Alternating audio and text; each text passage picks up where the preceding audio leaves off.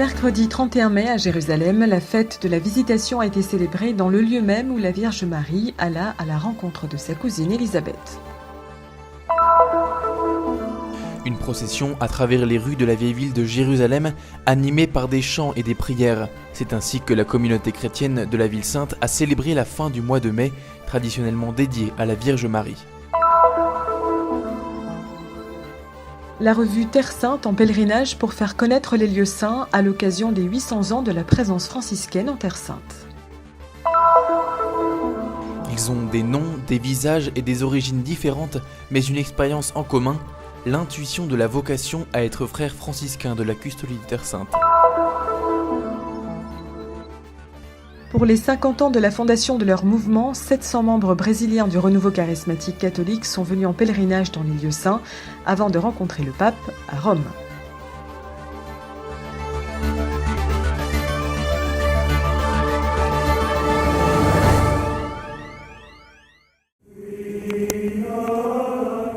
Dans la région montagneuse de Jérusalem, à 8 km de la vieille ville, se trouve le village aujourd'hui connu sous le nom d'Ain Karem. C'est à travers ces montagnes que nous voyons, à travers ces vallées, que David sauva l'arche d'alliance que les Philistins avaient volée, et il la laissa 3 mois dans la montagne, là derrière. Marie demeura également 3 mois avec Élisabeth. David était dans la joie, il chantait, et cette joie s'est répétée lors de la visitation, lorsqu'Élisabeth entendit la voix de Marie et que l'enfant exulta dans son sein. Eles vinham também saltando, dançando, cantando alegres. C'est ici que la Vierge Marie vint pour visiter sa cousine Élisabeth après avoir reçu de l'ange l'annonce qu'elle serait la mère du Sauveur. La fête a débuté avec la messe présidée par le custode de Terre Sainte, le père Francesco Patton, et célébrée dans l'église de la Visitation, sanctuaire qui indique depuis des siècles le lieu exact où eut lieu cet épisode biblique. Au cours de la célébration, qui fait mémoire de celle qui se mit au service de Dieu, quelques jeunes franciscains ont reçu le ministère d'acolyte et de lecteur. C'est un service qui demande un engagement à réaliser avec joie. Marie est venue trouver Élisabeth avec joie, et nous, avec joie, nous devons proclamer la parole de Dieu. Siamo chiamati a proclamare la parola di Dio con gioia. Stiamo celebrando la festa liturgica della Visitazione nel luogo che conserva la memoria di questo bellissimo incontro. Dans son homélie, le père Francesco Patton a mis en lumière 3 aspects. En premier lieu, le chemin. Marie est allée en hâte vers la région montagneuse. Quand Dieu appelle, nous ne pouvons rester tranquilles, là où nous sommes. L'autre aspect est le salut de Marie, un salut de paix qui porte la pleine réalisation des desseins de Dieu dans l'histoire de l'humanité, et le salut d'Élisabeth, qui proclame bienheureuse celle qui a cru dans la réalisation de la parole de Dieu. Le dernier point est l'exultation de Jean-Baptiste, d'Élisabeth et surtout de Marie, qui entonne le Magnificat. Marie nous enseigne que nous devons avoir le regard juste, parce que souvent, nous avons un regard pessimiste, conditionné par des faits divers. Et Marie nous enseigne à avoir regard de foi et d'espérance. Alors, malgré le contexte parfois difficile, nous réussirons à voir Dieu qui est en train de réaliser le salut, qui est en train de changer le monde et de transformer le cœur des hommes. Au terme de la messe, les franciscains et les fidèles se sont dirigés en procession vers la crypte de la basilique, où a été lu l'évangile qui raconte la rencontre de Marie avec Élisabeth. « Mon âme magnifie le Seigneur, et mon esprit exulte en Dieu mon Sauveur. »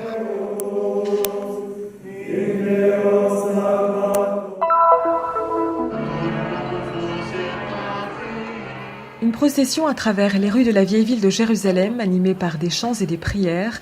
C'est ainsi que la communauté chrétienne de la ville sainte a célébré la fin du mois de mai, traditionnellement dédié à la Vierge Marie. La manifestation a débuté avec la prière du chapelet au couvent franciscain de Saint-Sauveur et la célébration eucharistique présidée par le custode de Terre Sainte, le père Francesco Patton, en présence de l'administrateur apostolique du patriarcat latin, Pier Battista Pizzaballa. De là, les centaines de fidèles présents, presque tous de la communauté locale, ont parcouru avec des chants et des prières les ruelles du quartier chrétien, en portant en procession la statue de la Vierge Marie. D'une bénédiction dans la cour de l'école des frères à un bref moment dans l'église du patriarcat latin pour ensuite continuer vers la porte de Jaffa, lieu d'où historiquement les pèlerins et visiteurs accédèrent à la ville sainte pour recevoir la bénédiction finale dans la cour de la curie de la custodie. De nombreuses jeunes filles, et pas seulement, étaient vêtues comme la Vierge Marie pour exprimer la dévotion et la piété filiale d'un peuple ou la reconnaissance pour une grâce reçue.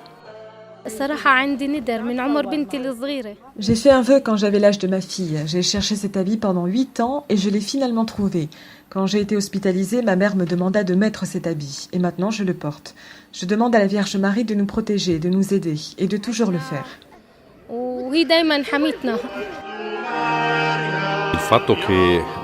Le fait que les gens, le peuple de Dieu et les chrétiens sentent l'importance de cette fête est une très belle chose, parce que cela signifie qu'ils se sentent appartenir à ce chemin qu'est le chemin de Dieu pour nous visiter. C'est le chemin de Marie qui nous a portés, à travers son Fils Jésus le Sauveur, et c'est le chemin de l'Église qui continue à porter Jésus comme Sauveur jusqu'aux extrémités de la terre. Et cela devrait être le chemin de chaque chrétien, parce que chacun de nous, comme Marie, devrait porter Jésus aux autres en hâte et sans paresse. In fretta, senza pigrizia, portare Gesù agli altri.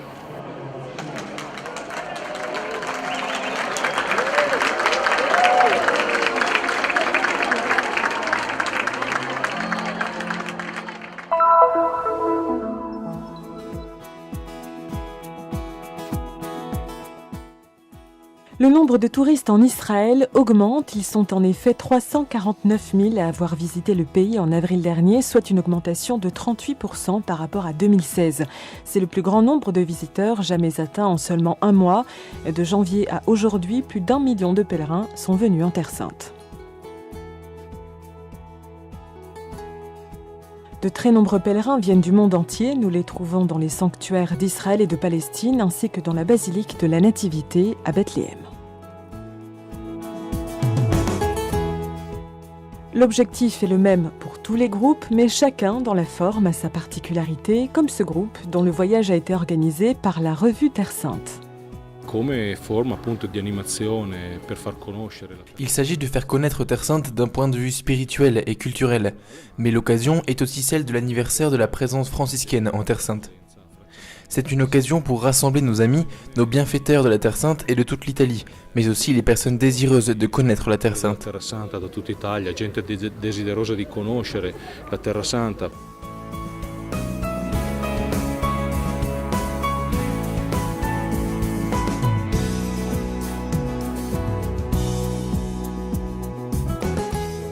Scientifico, non è un taglio di studio, non so come dirti, né archeologico. C'est un pèlerinage, un voyage spirituel, pas un voyage d'études ou scientifique, ni archéologique ou théologique. Pour la plupart d'entre eux, il s'agit d'une première expérience in loco. C'est une chose de rencontrer une réalité à travers un écrit, un article ou un autre. C'en est une autre de le faire à travers sa propre expérience, avec des situations concrètes. Attraverso la propria esperienza visiva e l'incontro reale con la situazione concreta, insomma. Le pèlerinage est la visite des lieux de Dieu, de ces espaces choisis par lui pour planter sa tente parmi nous. Nous avons décidé de faire ce voyage de noces particulier en Terre Sainte parce que nous voulons confier notre mariage au Seigneur. Et il n'y avait pas de meilleur lieu autre que celui-ci pour le faire. Nous croyons que le mariage est une union à trois. Nous et le Seigneur qui est au centre et qui guide notre mariage. Dans la célébration de nos noces, nous avons expliqué à tout le monde que notre mariage devait être un chemin au service de l'amour et de la vie.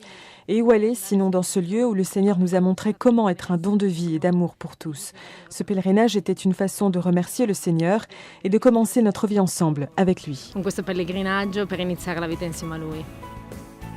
La revue Terre Sainte, en plus d'aider les pèlerins à faire une expérience sur le terrain, est également un instrument d'approfondissement sur les lieux saints et sur la vie des chrétiens en Terre Sainte.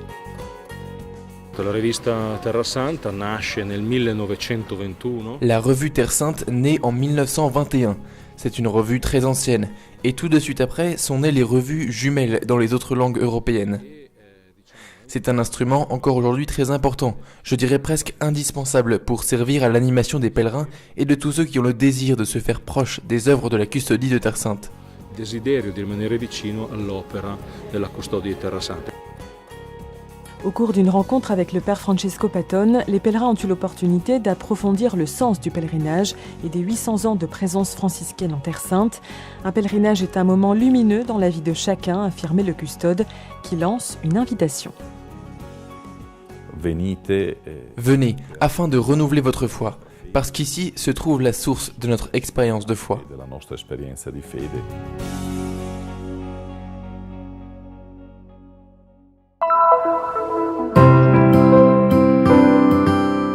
Ils ont des noms, des visages et des origines différentes, mais une expérience en commun. Avant de venir à Bethléem, je travaillais pour une télévision et une société de production vidéo comme chargé de formation. J'avais un bon travail, une bonne expérience. Mais ensuite, un voyage ici en Terre Sainte m'a transformé. J'ai changé mes plans et ma perspective de vie.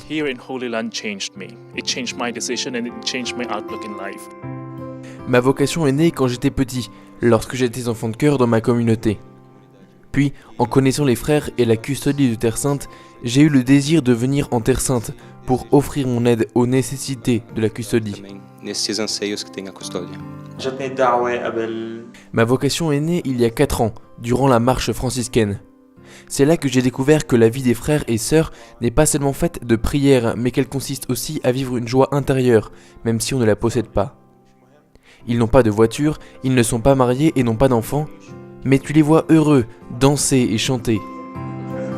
Ce sont quelques jeunes chez qui est née la perspective d'une vocation à être frères franciscains. Chaque histoire est unique, mais ils vivent ensemble pour vérifier l'intuition qu'ils ont reçue en restant dans la maison d'accueil du séminaire mineur de Bethléem, qui est depuis 4 ans l'unique centre de la custodie en Terre Sainte avec un tel objectif. Ici se trouvent des jeunes qui viennent faire une première expérience pour connaître la Terre Sainte et la custodie. Ils sont ici jusqu'au mois de juillet. Ce sont 9 mois d'une expérience que ces jeunes venus de divers pays font ensemble.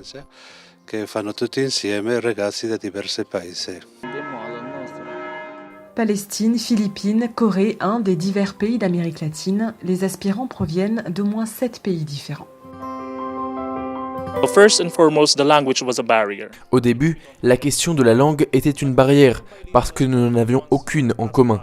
Mais petit à petit, les mois passant, nous sommes parvenus à trouver des points en commun, à parler. Par exemple, nous sommes tous en train d'étudier l'italien et je crois que cela nous aide à communiquer. Pas seulement l'étude de la langue, la prière des laudes, l'eucharistie, le petit déjeuner, le travail ou les cours de catéchisme ou d'histoire de la custodie jusqu'aux vêpres du soir, le repas et un moment convivial avec la communauté majeure de Bethléem. Des gestes quotidiens pour se rendre compte si la vie d'un franciscain est le chemin fait pour soi. Mon impression ici est positive. Quand tu laisses ton pays, tu découvres d'autres cultures et cela t'ouvre l'esprit. Cela te montre que tu n'es pas le seul à avoir raison. Mais d'autres personnes peuvent aussi avoir raison, même si elles ont d'autres idées et qu'elles sont différentes de toi. Cela te fait grandir. Cela a été difficile au début, surtout pour ma famille, puisque je suis fils unique. Mais après avoir tout laissé, j'ai trouvé un bonheur qui me procure beaucoup de joie. Cela a été un changement radical, d'une vie exubérante dans le domaine de la télévision, pleine de divertissements, où j'étais enseignant, à une situation où je suis en formation, en dialogue avec le Seigneur et où je découvre ma vocation. Oui, j'ai perdu quelque chose, mais j'en ai trouvé une meilleure. J'ai trouvé des frères, une communauté. J'ai trouvé une spiritualité et certainement une nouvelle façon de suivre Jésus.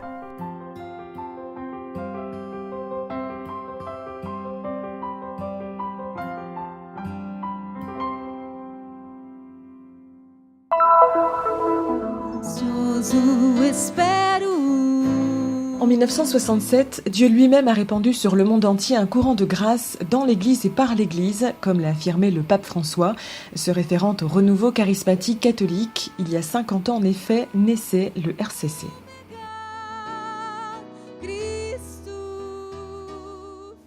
Il est donc temps de fêter cet anniversaire. Le jour de la Pentecôte, les membres de ce mouvement se rencontreront à Rome avec le pape François.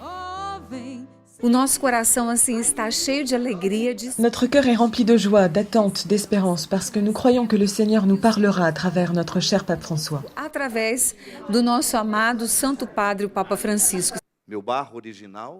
Il ne pouvait pas se rendre dans la ville éternelle sans avoir d'abord fait un pèlerinage sur la terre où l'Esprit Saint a été répandu pour la première fois. C'est une grande grâce d'avoir cette opportunité de célébrer ici l'ascension du Seigneur, en préparant notre cœur à ce grand événement de la Pentecôte qui est le renouvellement de la vie spirituelle de toute l'Église. Pendant 2 jours, plus de 700 pèlerins ont participé à un congrès, parmi eux Patty Mansfield qui a témoigné du début de cette histoire à l'université de Duquesne aux États-Unis. I would say to return to our first love. When we were baptized in the Holy Spirit, whether it was 50 years ago, 30 years ago. Je dirais que nous devons retourner à notre premier amour quand nous avons été baptisés dans l'Esprit Saint il y a 50 ans, quand nous sommes tombés amoureux de Jésus. Je crois que ce jubilé porte en lui des grâces en or, et l'une d'elles est de tomber de nouveau amoureux de Jésus. I believe there are golden graces, and one of the golden graces is to fall in love again with Jesus. Dieu nous appelle à un nouveau commencement. Il semble que le monde ne veut plus obéir aux lois de base. Il semble que le monde devient fou. Dieu nous appelle à la santé spirituelle, à la santé morale. Nous devons laisser Dieu oser dans notre vie, le laisser lancer des défis, pas seulement à l'Église, mais à chacun de nous. Chacun doit avoir le courage de dire « Seigneur, je suis ouvert à tes nouveautés ».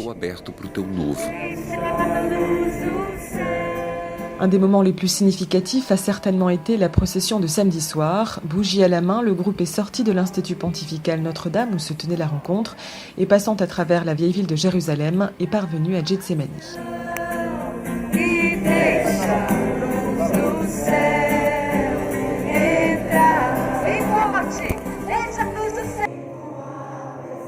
Ceux qui ont pu faire l'expérience de la grâce de Dieu ont pu donner leur témoignage. Un temps d'adoration du Saint-Sacrement a suivi. À la fin de la semaine, d'autres personnes ont pu donner leur témoignage, des personnes modestes qui ont réussi à venir en pèlerinage après de nombreux sacrifices. Foi com muita luta, dificuldade mesmo, porque eu juntei o dinheiro numa latinha que a minha patroa me deu. C'est avec beaucoup d'efforts et de difficultés que j'ai mis de l'argent de côté dans une boîte que m'a donnée ma chef. J'ai mis là toutes mes épargnes, mon salaire de domestique ou l'argent que j'ai gagné en préparant et en vendant des gâteaux. Je suis très heureuse d'être ici, malgré les difficultés, et de partager ce moment de Pentecôte, parce qu'ici, l'Esprit Saint est vraiment parmi nous. Aqui, verdadeiramente, o Espírito Santo está no meio de nós. La retraite dans ce lieu a été spectaculaire. Nous avons eu une fin de semaine vraiment dédiée à Dieu. Une expérience de Dieu et de l'Esprit Saint très forte pour ma vie personnelle et qui a fait naître un désir de recommencer après 33 ans de route. Et maintenant, allons sur la place Saint-Pierre.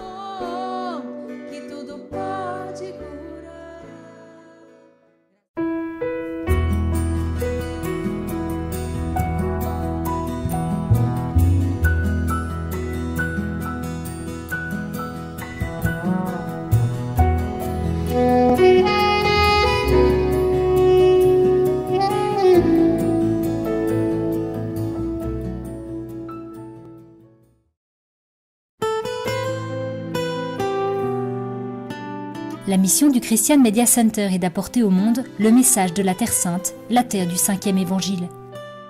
Diffusion, reportages, nouvelles, documentaires, actualités de l'Église et de la vie quotidienne des chrétiens de Terre Sainte.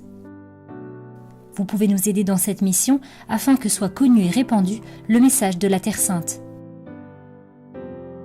Aidez-nous. Visitez notre site web